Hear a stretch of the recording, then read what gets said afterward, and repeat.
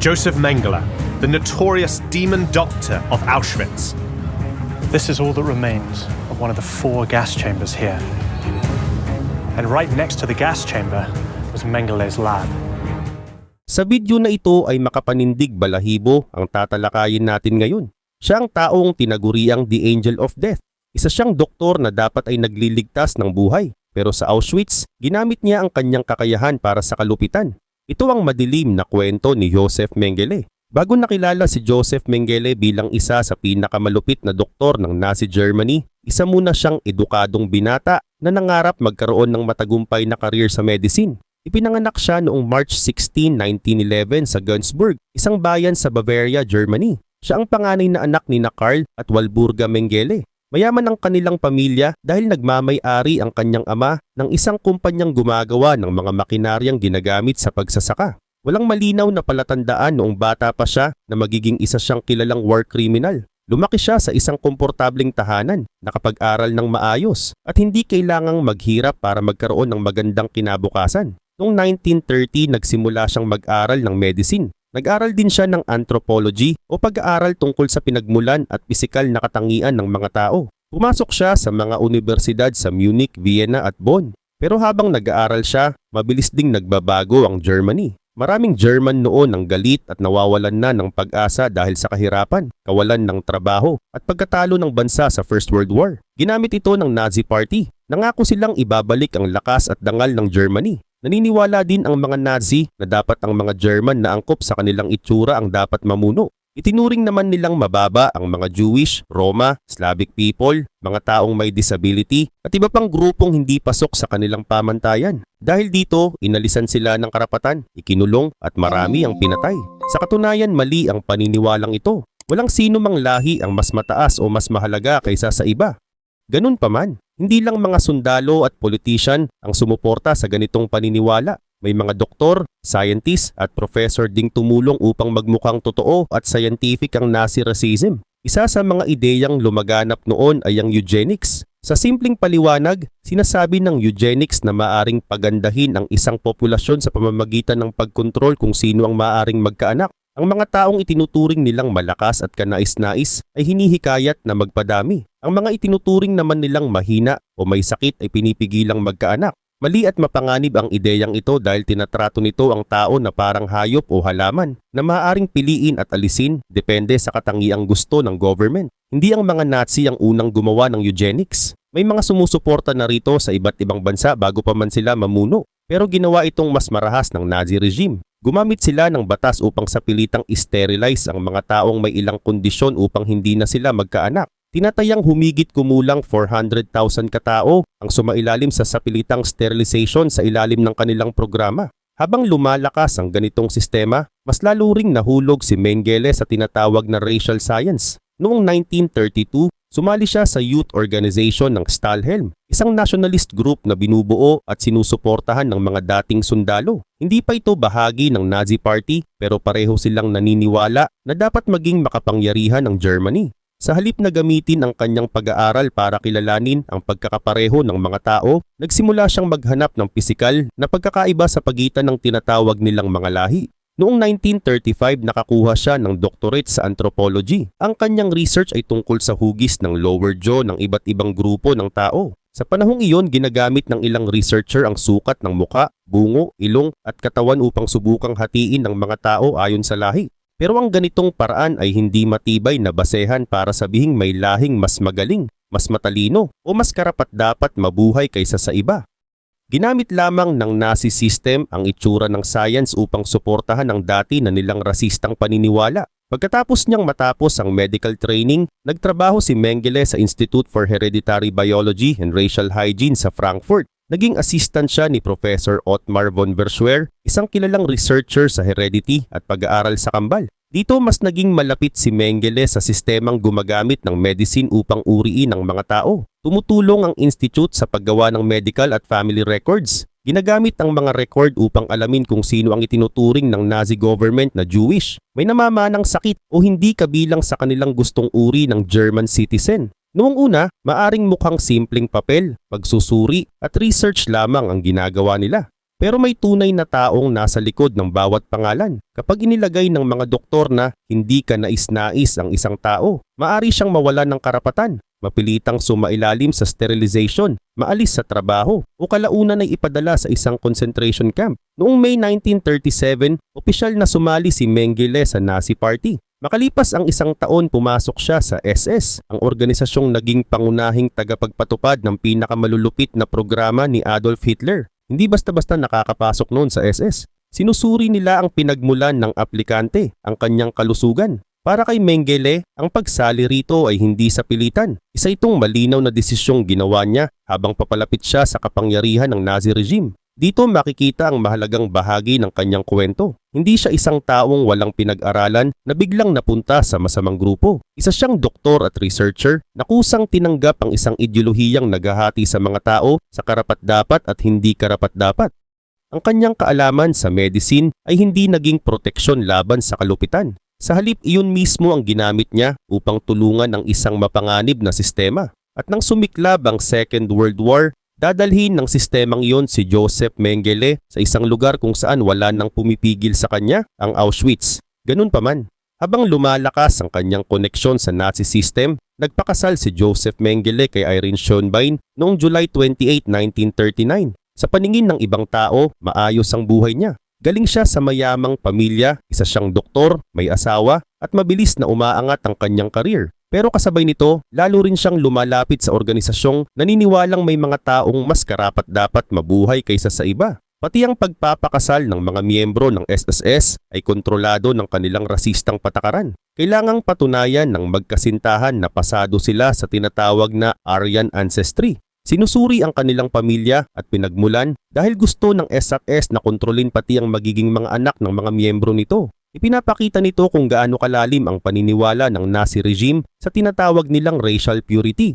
Hindi lang nito kinokontrol ang government at military. Nakikialam din ito sa kasal, pamilya at pagkakaroon ng anak. Hindi nagtagal, sumiklab ang Second World War. Noong around the end of 1940, voluntaryong pumasok si Mengele sa Waffen-SS. Ito ang armadong bahagi ng SS na nakikipaglaban kasama ng German military. Una siyang nagsilbi bilang medical officer sa SS Division Viking, pero hindi ordinaryong military unit ang grupong ito. Habang sumusulong ang Nazi Germany sa Soviet Union, may mga unit ng SOS na sangkot din sa pagpatay sa mga Jewish civilian at iba pang taong itinuring nilang kalaban. Bilang doktor sa battlefield, trabaho ni Mengele ang gamutin ang mga sugatang sundalo. Nagsilbi siya sa Eastern Front kung saan matindi ang labanan at napakahirap ng kondisyon. Dahil sa kanyang serbisyo, natanggap niya ang Iron Cross Second Class at Iron Cross First Class. Isa itong military award na ibinibigay ng Germany sa mga sundalong kinikilalang matapang sa labanan.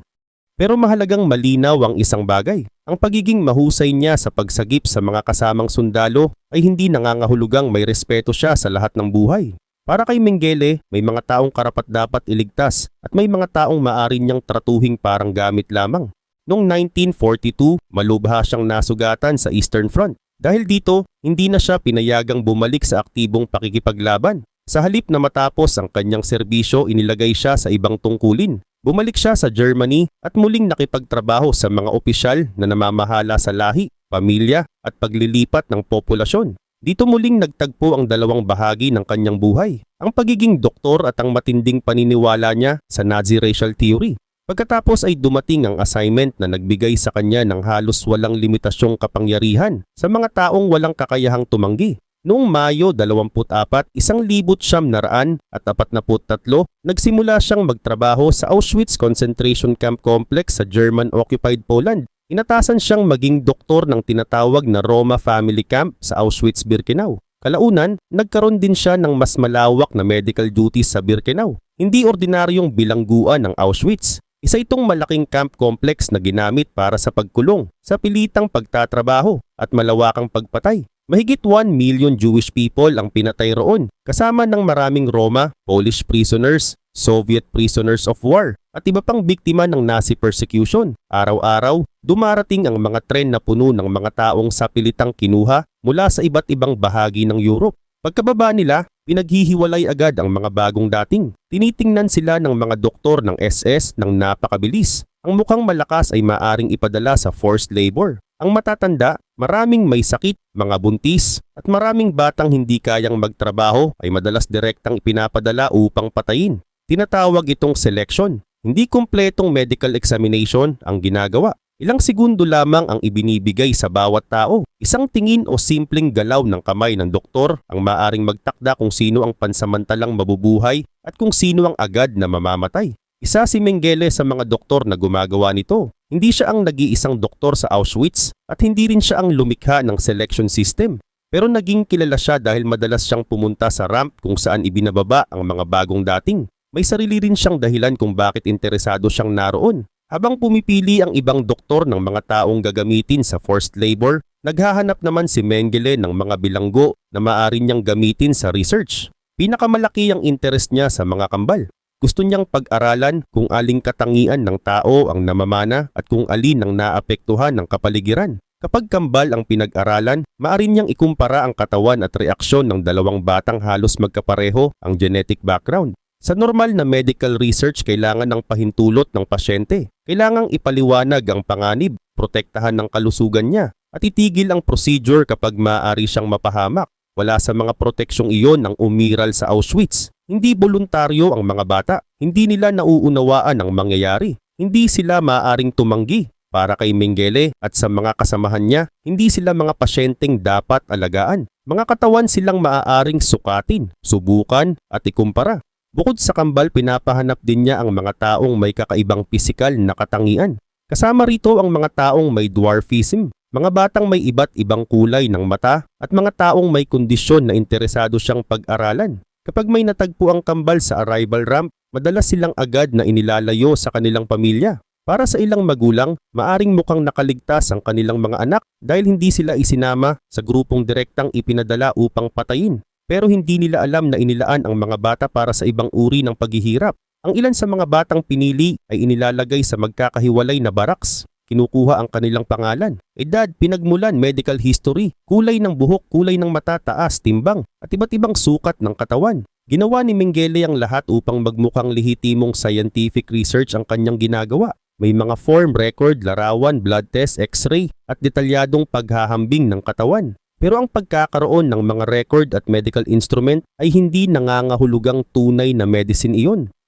Ang tunay na doktor ay gumagamit ng kaalaman upang protektahan ang pasyente. Sa Auschwitz, ginamit ang anyo ng science upang pagtakpan ng pang-aabuso. Mas nakalilito pa para sa ilang bata ang paraan ng pakikitungo ni Mengele sa kanila. May mga survivor na nagkwentong kung minsan ay mahinahon siyang magsalita at maaari pa siyang magbigay ng candy. Tinitiyak din niyang manatiling buhay at sapat ang lakas ng ilang batang kailangan niya para sa research. Pero hindi iyon tunay na kabaitan. Pinapanatili lamang niyang buhay ang mga bata hanggat kapaki-pakinabang sila sa kanyang pag-aaral. Ang parehong lalaking nakangiti o nagbibigay ng candy ay maaari ring mag-utos ng masakit na procedure o magpasya na hindi na kailangan ang isang bata. Iyon ang dahilan kung bakit napakahirap unawain ng kanyang mga batang biktima ang nangyayari. Nagpapakita siyang parang doktor na nag-aalaga.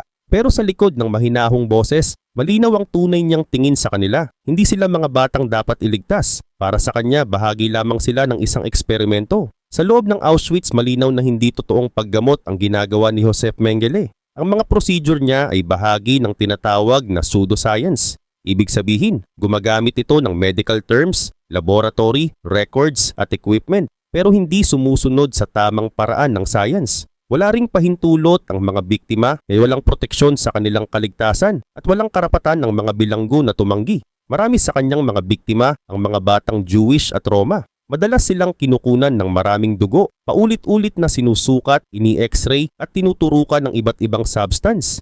Ang ilan ay sumailalim sa masakit at hindi kailangang mga operasyon. May mga substance ding inilalagay sa mata ng ilang bata upang pag-aralan ang eye color. Nagdulot ito ng matinding pamamaga, pinsala sa mata, pagkabulag at sa ilang kaso kamatayan. Ang mga kambal ang madalas niyang gamitin dahil gusto niyang ikumpara ang kanilang katawan. Halimbawa, maaring pareho silang kunan ng dugo at sukatin. Sa ibang pagkakataon, magkaiba ang procedure na ginagawa sa bawat isa upang makita kung paano sila tutugon. Kapag namatay ang isa o natapos na ang pagsusuri, may mga pagkakataong pinapatay din ang kanyang kakambal upang maikumpara ang kanilang mga katawan pagkatapos ng autopsy. Hindi ito ginawa para pagalingin ng anumang sakit. Ginawa ito upang suportahan ang maling paniniwala ng Nazi tungkol sa lahi at heredity. Gusto rin ni Mengele na makakuha ng research na makatutulong sa sarili niyang career. Umaasa siyang magagamit niya ang mga resulta upang maging professor at mas kilalang scientist pagkatapos ng digmaan. Iyan ang isa sa pinakamahalagang dahilan kung bakit hindi sapat na tawagin lamang siyang isang baliw na doktor. Hindi siya kumikilos ng mag-isa sa isang lihim na silid. May koneksyon ang kanyang trabaho sa mga kilalang researcher at institute sa Germany. Nagpapadala siya ng dugo, organs, at iba pang human samples sa kanyang mga kasamahan para sa karagdagang pag-aaral. Ibig sabihin ang kanyang mga krimen ay hindi lamang bunga ng personal niyang kalupitan. Bahagi rin siya ng mas malaking sistema kung saan ginamit ng mga edukadong doktor at scientist ang kanilang kaalaman upang tulungan ng Nazi government. Nagkaroon si Mengele ng sariling mga laboratory at tauhan sa kampo. Marami sa mga tumutulong sa kanya ay mga bilangguring doktor, nurse at medical worker. Pinili sila dahil kailangan niya ang kanilang kaalaman, pero wala rin silang tunay na kalayaan. Kailangan nilang sumunod dahil ang pagtanggi ay maaring maglagay sa kanila sa agarang panganib.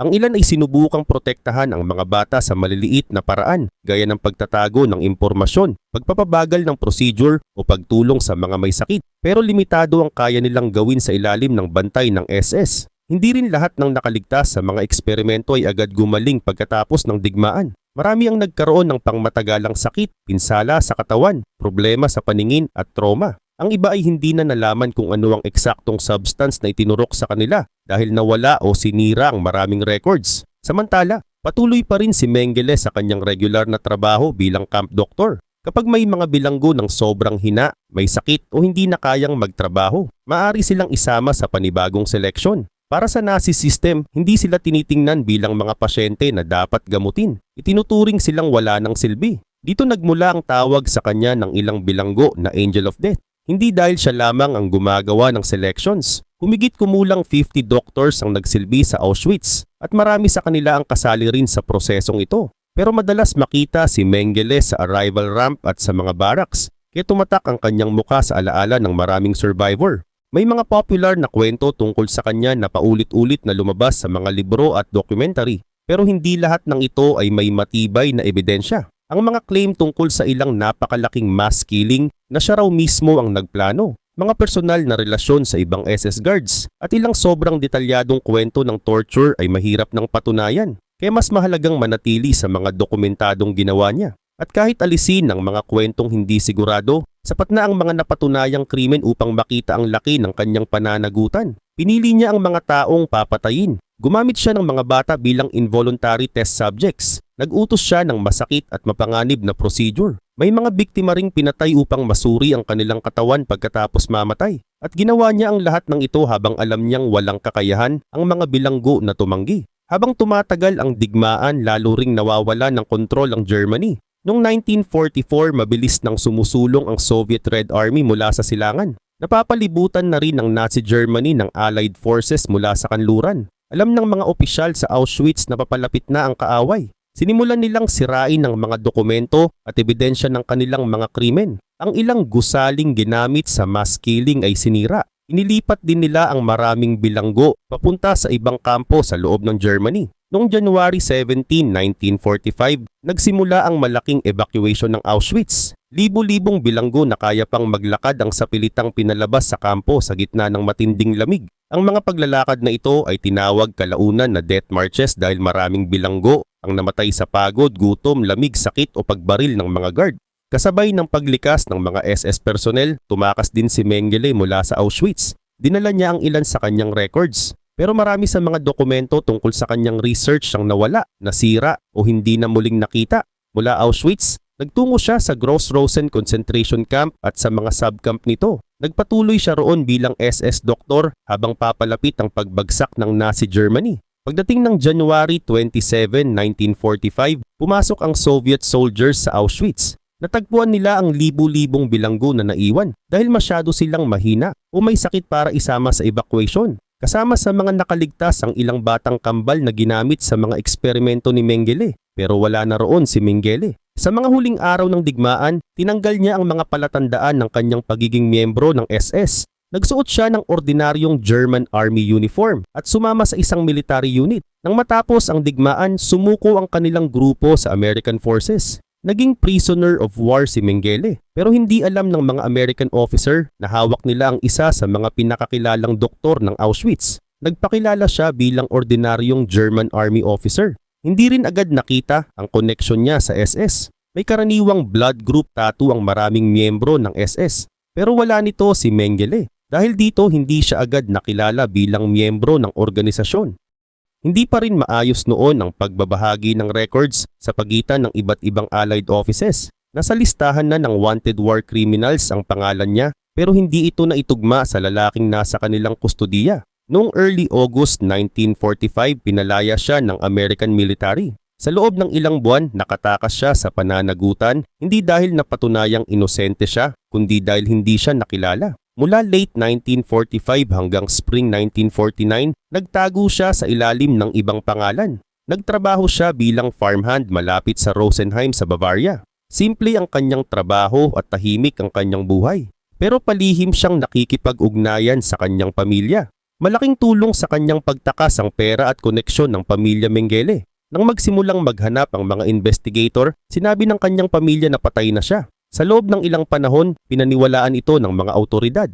Habang sinusubukang buuin ng mga survivor ang kanilang buhay, ang lalaking responsable sa eksperimento at pagkamatay ng napakaraming tao ay namumuhay lamang ilang daang kilometro mula sa lugar ng kanyang mga krimen. Pero alam ni Mengele na hindi siya magiging ligtas sa Germany habang buhay. Habang dumarami ang testimonya ng mga survivor, mas nagiging malinaw sa investigators ang papel niya sa Auschwitz. Kaya noong July 1949, gamit ang pera ng kanyang pamilya at panibagong peking identity, nilisan niya ang Europe. Ang susunod niyang destinasyon ay Argentina. Doon magsisimula ang mas mahabang bahagi ng kanyang pagtakas, isang paghahanap na tatagal ng ilang dekada, pero hindi kailanman hahantong sa paglilitis sa kanya. Habang lumalabas ang mga testimonya ng mga survivor, mas nakilala si Joseph Mengele bilang isa sa mga pinakahinahanap na Nazi war criminal. Alam niyang delikado nang manatili sa Germany. Noong 1949, tumakas siya palabas ng Europe sa tulong ng isang lihim na escape network na ginagamit ng ilang dating Nazi. Nakarating siya sa Italy at kumuha ng travel documents gamit ang peking pangalang Helmut Gregor. Mula Genoa, sumakay siya ng barko patungong Argentina at dumating sa Buenos Aires noong June 22, 1949. Hindi totoong personal siyang pinatira ni President Juan Perón sa kanyang palasyo. Pero totoo na naging ligtas na lugar noon ang Argentina para sa maraming tumatakas na Nazi. May mga opisyal, businessman at dating Nazi supporter na tumulong sa kanila sa trabaho, bahay at bagong identity. Sa Argentina nakapagtrabaho si Mengele, nakipag-ugnayan sa German community at patuloy na tumanggap ng pera mula sa mayaman niyang pamilya sa Germany. Hindi siya namuhay na parang takot na pugante. Sa paglipas ng panahon, lalo siyang naging kampante. Naghiwalay sila ng una niyang asawang si Irene. Noong 1956, pinakasalan niya si Marta, ang byuda ng kanyang kapatid. Pero hindi rin nagtagal ang kanilang pagsasama sa Argentina. Sa sobrang kumpiyansa ni Mengele, iniwan niya ang peking pangalan at muling gumamit ng tunay niyang identity. Nakakuha pa siya ng Argentine documents bilang Joseph Mengele. Ibig sabihin, sa loob ng ilang panahon, hayagan siyang nakatira sa Buenos Aires habang ang mga biktima niya ay naghihintay ng hustisya.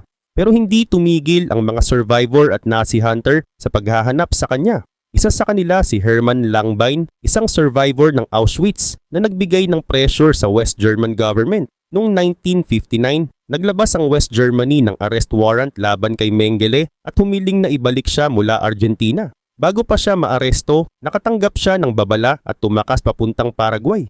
Nakakuha rin siya roon ng citizenship na nagbigay sa kanya ng dagdag na proteksyon. Pagkatapos noong May 1960, dinakip ng Israeli agents sa Argentina si Adolf Eichmann, isa pang mataas na opisyal ng Nazi. Malaking babala yon para kay Mengele. Dahil dito, lalo siyang nagtago at lumipat sa Brazil. Gumamit siyang muli ng mga alias at tumira sa mga farm at liblib na bahay malapit sa São Paulo. Tinulungan siya ng ilang German at Hungarian immigrant, kabilang ang mag-asawang Wolfram at Liselot Bossert. Kapalit ng pera mula sa pamilya Mengele, binigyan nila siya ng tirahan at proteksyon. Pero habang tumatagal, lumiit ang mundo niya. Hindi na siya malayang makagalaw. Lagi siyang natatakot na baka makilala o isumbong. Nagkaroon din siya ng problema sa kalusugan at naging mainitin ng ulo at mahirap pakisamahan.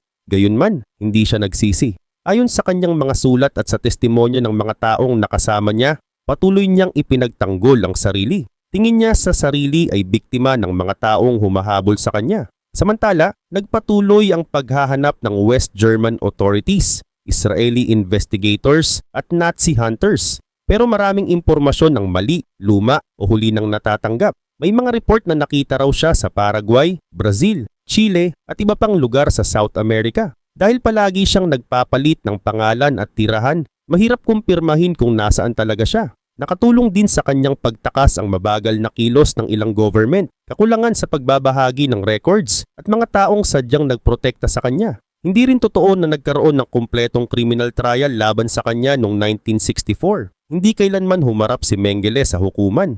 Noong 1976 nagkaroon siya ng stroke, humina ang kanyang katawan at lalo siyang umasa sa mga taong nagtatago sa kanya. Noong February 7, 1979, pumunta siya sa isang beach sa Bertioga, Brazil. Habang lumalangoy, inatake siya ng panibagong stroke at nalunod. Siya ay 67 years old. Inilibing siya gamit ang peking pangalang Wolfgang Gerhard. Dahil dito, patuloy pa rin siyang hinanap ng mga autoridad kahit patay na pala siya.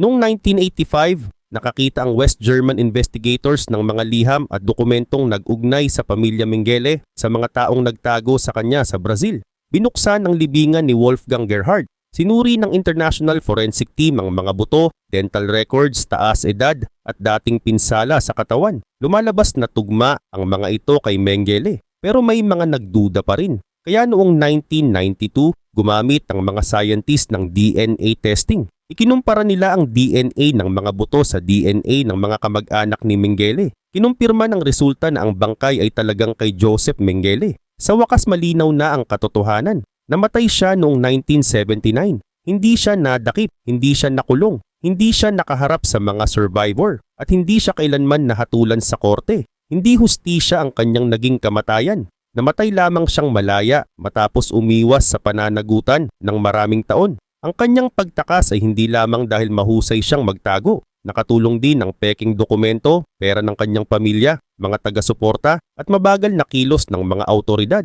Pero kahit nakatakas siya sa korte, hindi niya nabura ang katotohanan. Naiwan ang mga dokumento, naiwan ang mga pangalan ng mga biktima, at higit sa lahat naiwan ang testimonya ng mga survivor. Ang mga taong itinuring niyang mga laboratory subject ang siyang naging pinakamalakas na saksi laban sa kanya, at iyon ang hindi niya kailanman nagawang takasan.